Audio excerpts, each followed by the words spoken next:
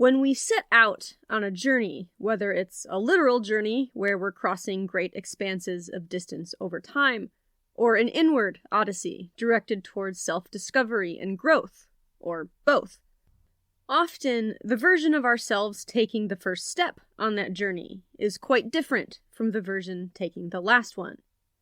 We struggle, we grow, we endure, and hopefully the challenges we meet along the road, however unpredictable and ill-timed, become a forge where we're tempered over and over again into something stronger, wiser, and more resilient.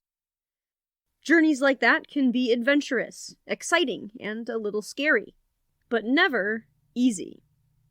When the competitors of the New York to Paris auto race of 1908 left Times Square for 22,000 miles of such an adventure, not one of them understood how exacting that journey would be, and quite a few of them would quit.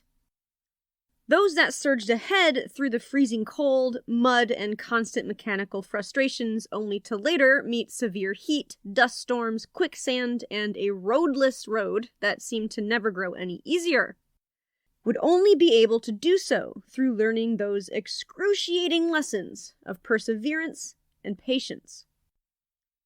On day 1, 7 of the cars that entered the race didn't show up. One was finished after 24 hours due to mechanical failure and the realization that getting to the end of this thing was probably impossible. Another was disqualified after cheating less than 1,500 miles in. 4 cars, representing 4 different countries, remained. The American Thomas Flyer, the Italian Zust, the French Dion, and the German Protos. Originally, they were to drive east across the US, north through Canada, east through Alaska, then over the frozen Bering Strait to Siberia, crossing then through Asia and into Europe. But nothing had gone as planned, and the race committee was forced to change the route. Alaska was out. No car could traverse that wilderness without being taken apart and loaded onto dog sleds.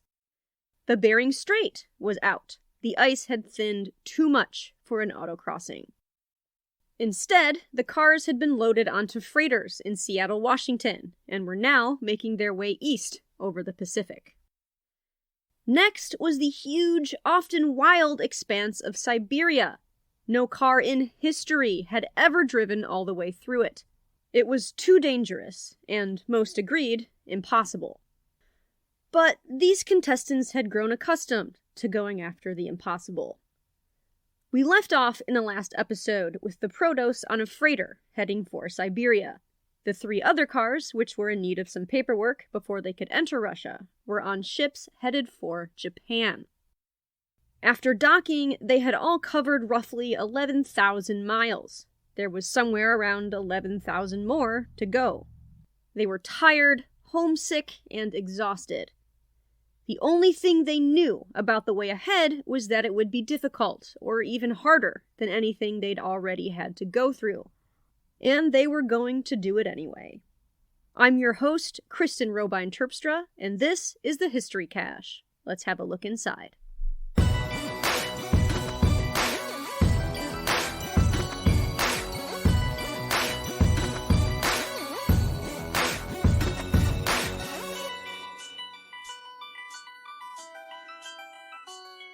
It had taken the fastest car of the New York to Paris auto race of 1908 just under 2 months to reach California before heading up to Seattle.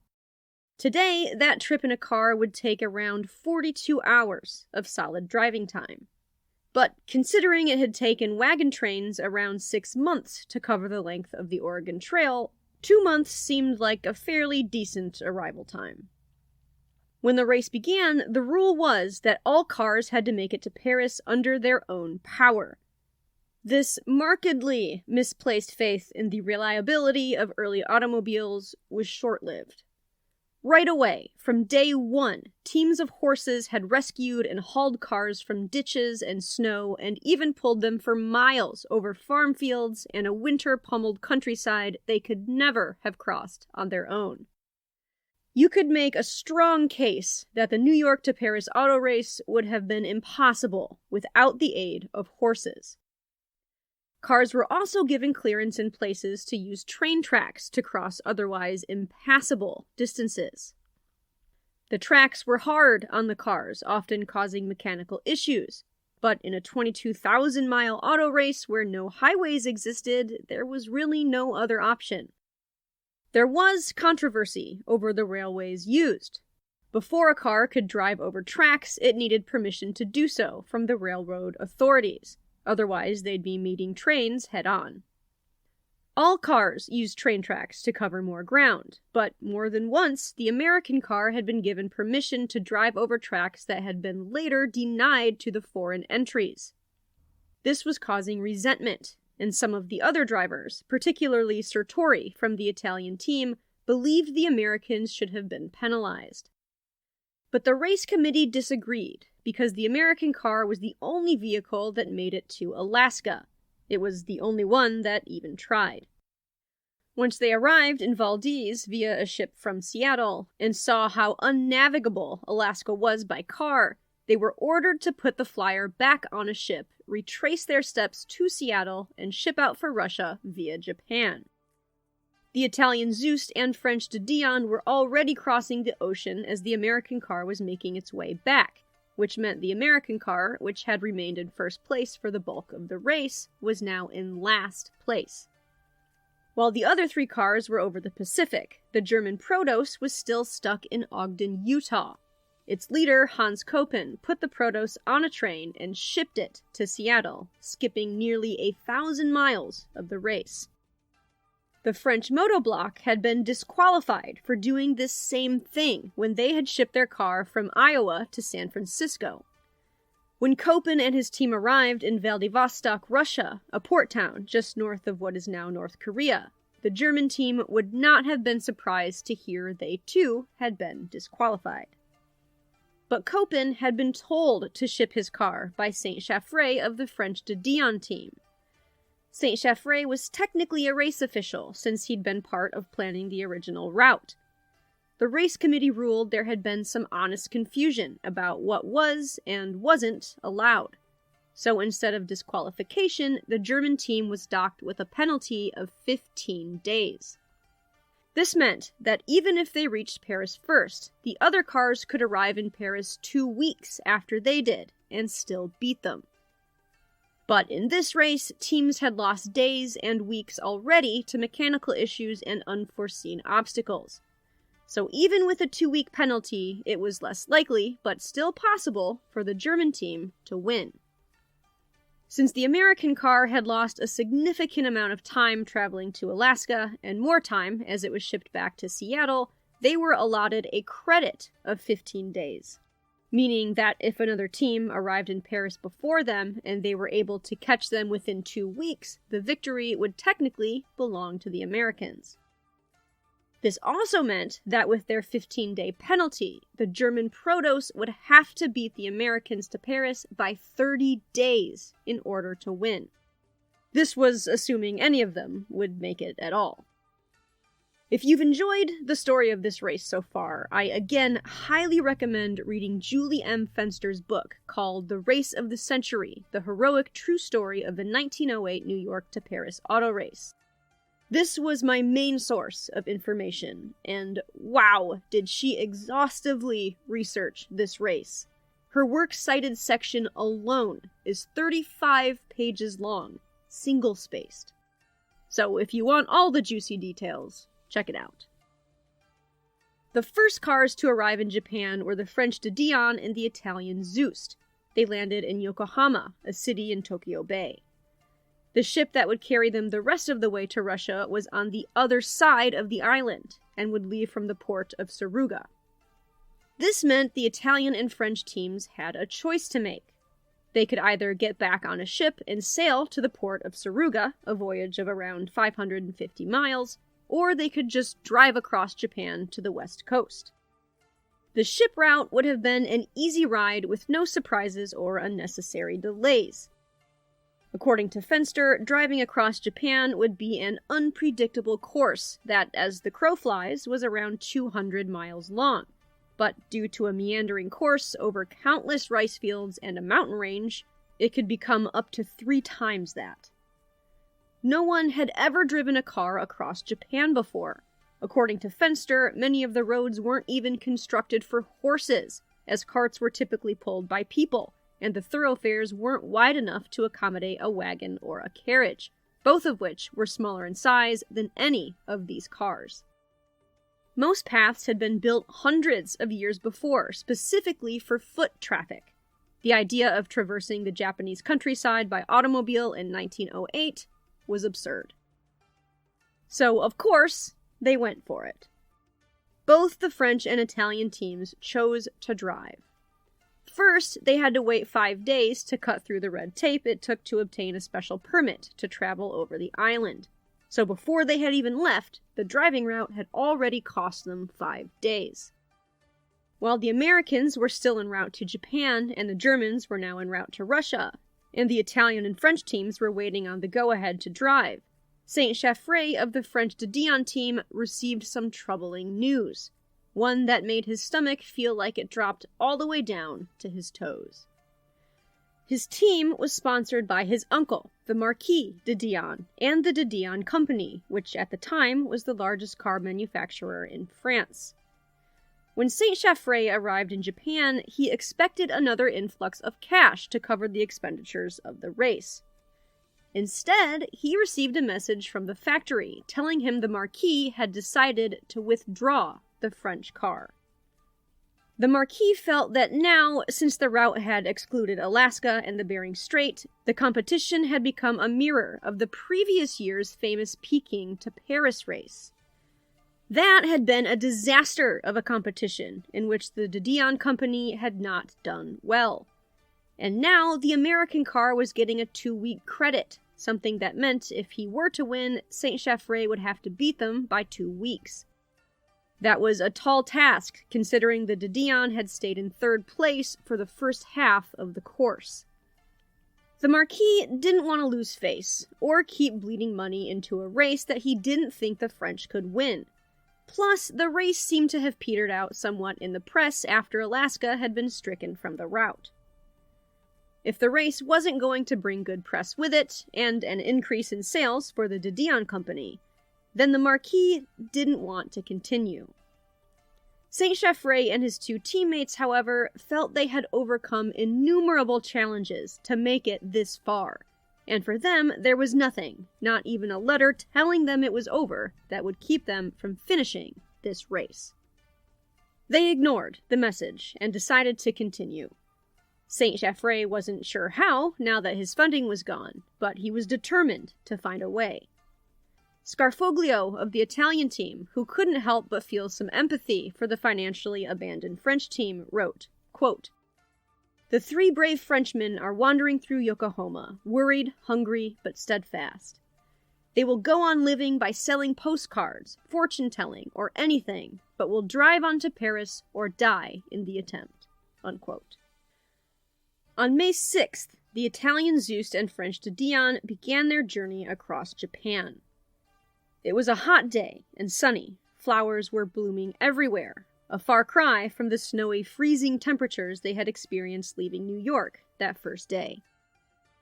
In rural areas, people, some of whom had never seen a car before, would crowd around the vehicles en masse, reaching out to touch them whenever they stopped.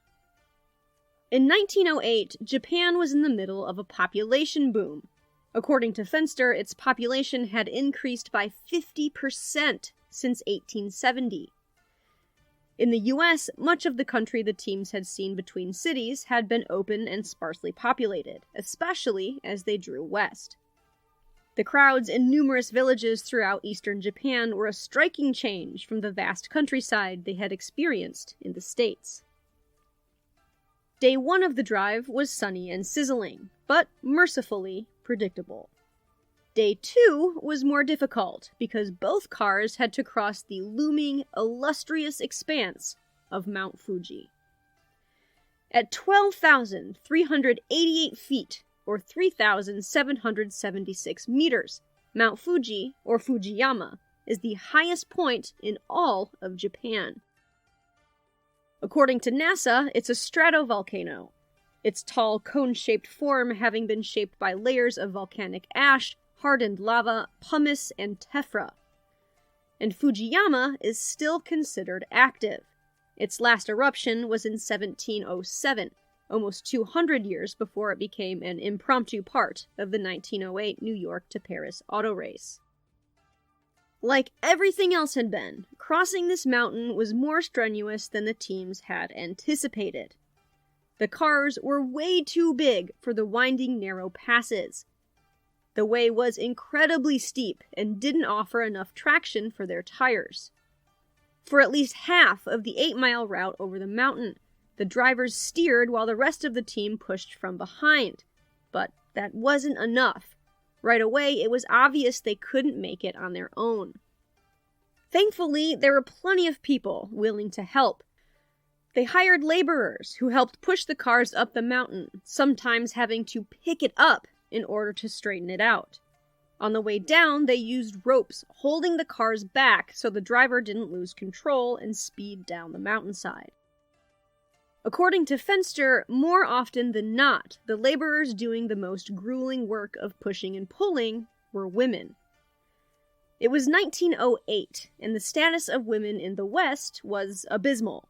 Women from the countries where these teams came from, Italy, France, the US, and Germany, still didn't have the right to vote, and wouldn't, in most cases, for decades. Women hadn't even been considered as possible contestants in this race. The men in this story were used to sexism because they had been raised in a system that normalized it. Despite this, they were still surprised at how atrocious the status of women in Japan was in the early 20th century. In all, it would take the Italian and French teams 5 days to cover the 200-mile route. With the 5 days it had taken them to acquire the necessary paperwork, the drive cost them a total of 10 days. Now, the Americans with their Thomas Flyer had arrived in Japan. The other teams had already driven the 200 miles from the port of Yokohama to Suruga. The Americans decided on a different route. They took a ship from Yokohama to Kobe, which cut their drive to Suruga down to 90 miles, or so they thought. This path was less mountainous, but finding the way was just as difficult. The Americans couldn't find a guide who knew the way between Kobe and Suruga. Instead, they found a ship broker, one who owned 2 cars himself, to lead them to Kyoto. From there, they would have to get directions from village to village. Fujiyama had been the biggest obstacle for the other 2 teams. For the Americans, it would be bridges. Many of them were made of bamboo, and at most were only meant to support a couple thousand pounds at a time. The Flyer weighed over twice that. Often they would have to drive out of the way to find a viable crossing, costing them both time and mileage. Finally, the team found themselves only 25 miles from their port. Unfortunately, they discovered the only route from where they were was not nearly wide enough to drive through. So far, they had found their way over almost every path and road and trail, none of which had been built for automobiles. But they wouldn't this time. Their only option was an 80-mile detour, which included a steep, unforgiving trek over mountains. The team had to hire around 50 laborers to help push the Flyer up through the mountains. This detour nearly doubled the length of their drive. On the way down the mountains, ropes were used as they had been on Mount Fuji with the other cars. Schuster was at the wheel steering when those ropes snapped, and no one could hold on to the Flyer as it began careening down the mountain with its one surprised but ready passenger. Schuster had been expecting something like this to happen to him. With a monumental effort of maneuvering brakes, gears, and wheels, Schuster was able to eventually right the car with no one injured. If anyone had doubted the mechanic's recent promotion to driver, they could be sure now he was the right person for the job. The Flyer pulled into Suruga without further incident, at least none big enough to find a place in the history books. The Zust and Dion were already floating over the water as the Flyer, too, was hoisted onto a ship. The first half of the journey was officially over. Behind them were thousands upon thousands of miles of disaster and unpredictability, which they had all survived through a mixture of grit, dumb luck, and the aid of countless horses and helpful people. They knew Russia was next, but that was all they knew. Everything else was steeped in the unknown unpredictability of a hard adventure. But that was kind of the point.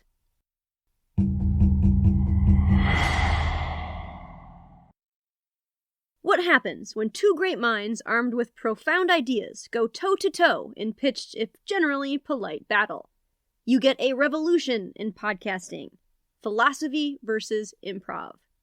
Philosopher Mark Linsenmeyer and improviser Bill Arnett each try to teach each other their crafts via conversation, scenes, and what can only be called performance art. They're often joined by a guest or two from the philosophy or entertainment worlds. Philosophy versus Improv is a show where anything can happen. Filled with drama, creativity, humor, and connection. This is a show you definitely want to tune into. Philosophical concepts are grounded with real and fantastic situations. Forget anything you know about improv games. This is what's called long-form improv, where you spin out a world right there in the moment. The combination of these two is like nothing you've ever experienced. Add Philosophy versus Improv to your listen queue wherever you listen to podcasts, or find them at philosophyimprov.com. Now, back to the show.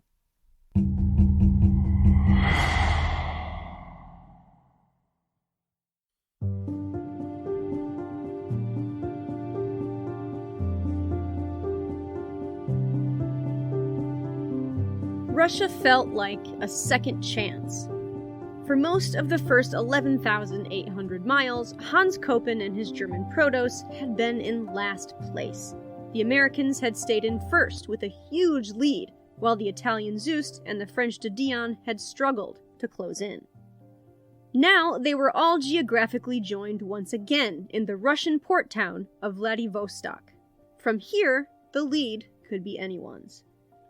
Today, Vladivostok is a city with movie theaters, museums, an orchestra, and a population well over 600,000.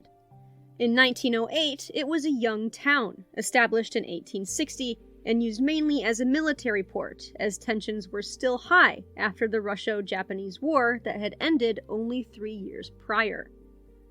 115 years ago, Vladivostok was, and still is, the last most eastern stop on the Trans-Siberian Railway. It was a place where civilization had just begun to bloom, but it retained a wild feeling, stirring just enough uncertainty that upon arrival, our teams felt they had to stay uncomfortably alert.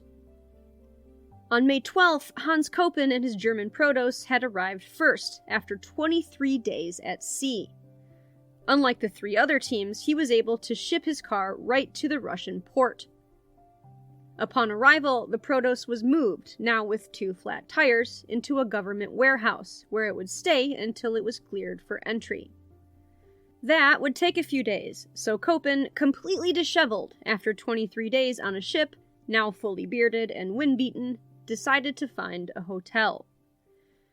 He chose the Hotel d'Allemagne, the German hotel. Inside, he spotted 2 well-dressed men, looking confused and a bit out of place. They told him they were expecting a Hans Koppen. They had only seen him in pictures, and this grisly-looking fellow in front of them didn't look like a Prussian army officer. They thought Koppen was joking when he told them he was the man they were looking for. These were his 2 new drivers. His previous team had abandoned him in Chicago. His new teammates were Caspar Neuberger and Robert Fuchs, both mechanics who worked at the Protos factory in Berlin. Koppen had a few days to become acquainted with his new team as he waited for his papers. As he waited, the other contestants started to arrive. The Zust and Dion arrived on a ship called Long Moon on May 15th, 3 days after Koppen. When Henry Haga and Antonio Scarfoglio had embarked for Russia, they had done so without their driver Emilio Sertori. Sertori had quit the race 3 times in all. Homesickness, the hard reality that the race was much more difficult than anticipated, Frustration over mechanical issues and the constant pressure of knowing the American car had been so far ahead had been too much for Sertori. But he'd had several weeks to think things over and calm down while the Italian Zust and its 2 remaining crew members had been driving over Japan and floating over the Pacific. Now he wanted back in.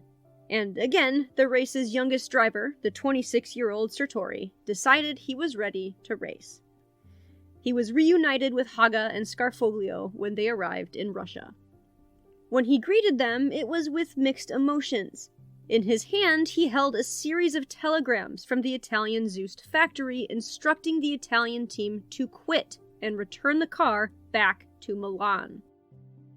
The Italian factory believed the Americans were now unbeatable. They had kept a huge lead for the first half of the race, and now they were being given a 15-day credit to subtract from their finish time.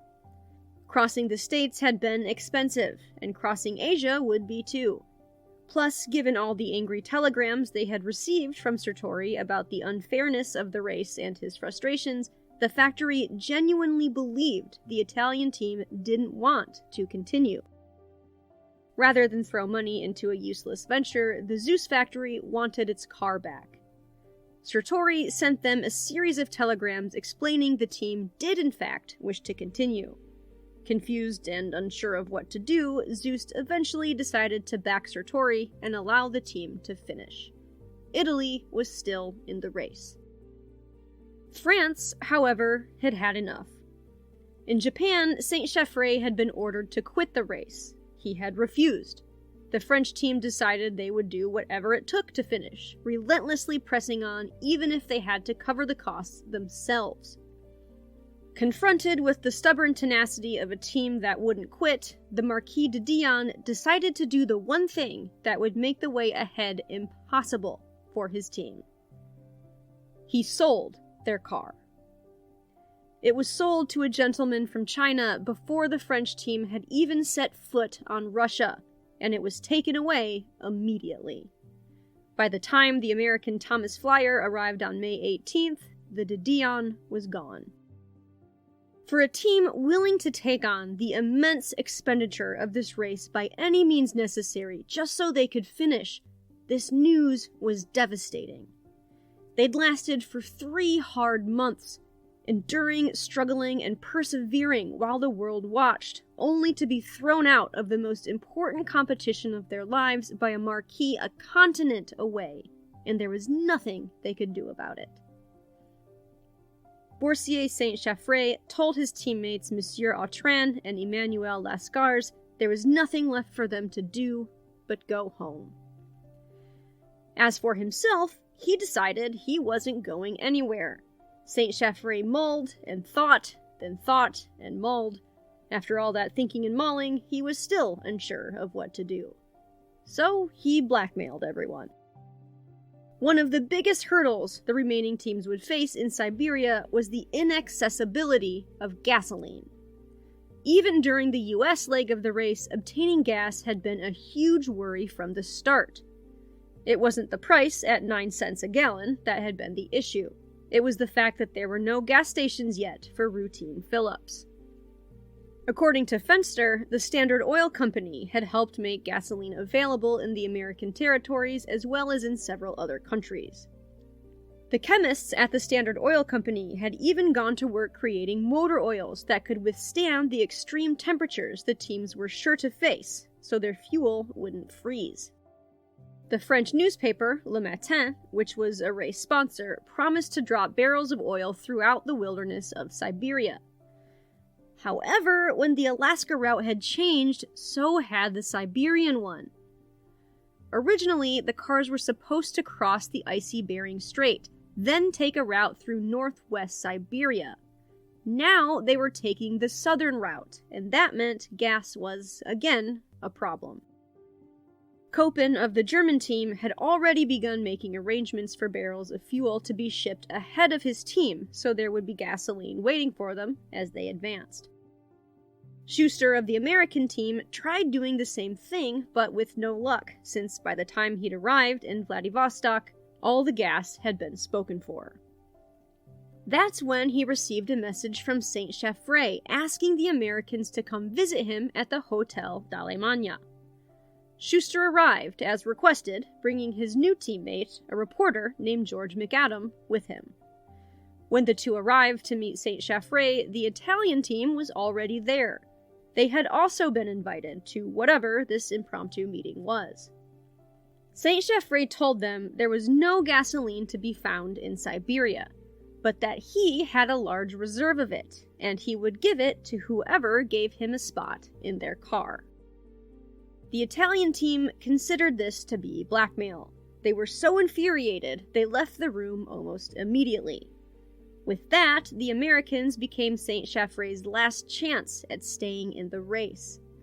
Saint Chaffray told them he could get a spot in the German Protos, but he believed the Americans would win in the end. He also didn't think it would look good for him as a Frenchman to ride in a German car. Remember, at this point in time, World War I was a mere 6 years away.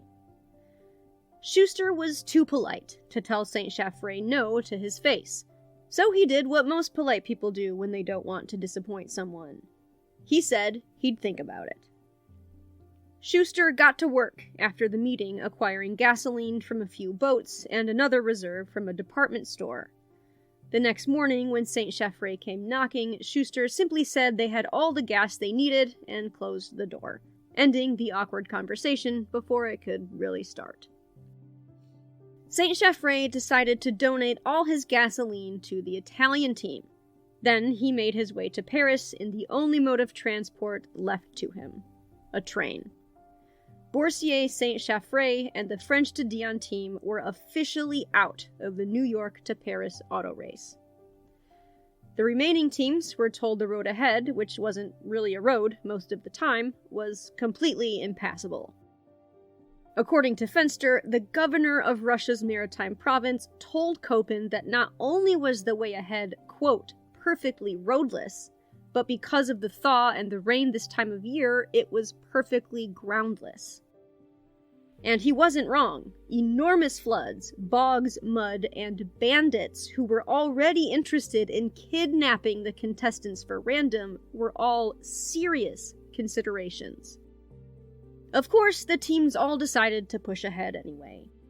They also agreed to leave Vladivostok on the same day. 3 cars were left now: the American Thomas Flyer, the Italian Zust, the German Protos. All were ready to be the first automobile in history to cross the entire length of Siberia. Impossible? Sure. But they developed a flexible relationship with the impossible. They would plan, adapt, act, and react. Safety and success were not guaranteed. Failure, and even death, were much more likely. The only promise, the only true assurance they did have, was that, no matter what, they were going to make history.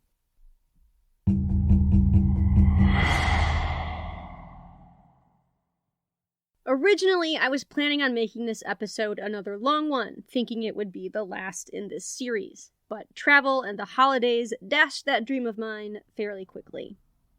The next episode will be the last one in this series. After that, we'll move on to something new. I know it's been a long journey, and I hope you'll stay with me to see how it ends. I cannot thank you enough for making this podcast a part of your day.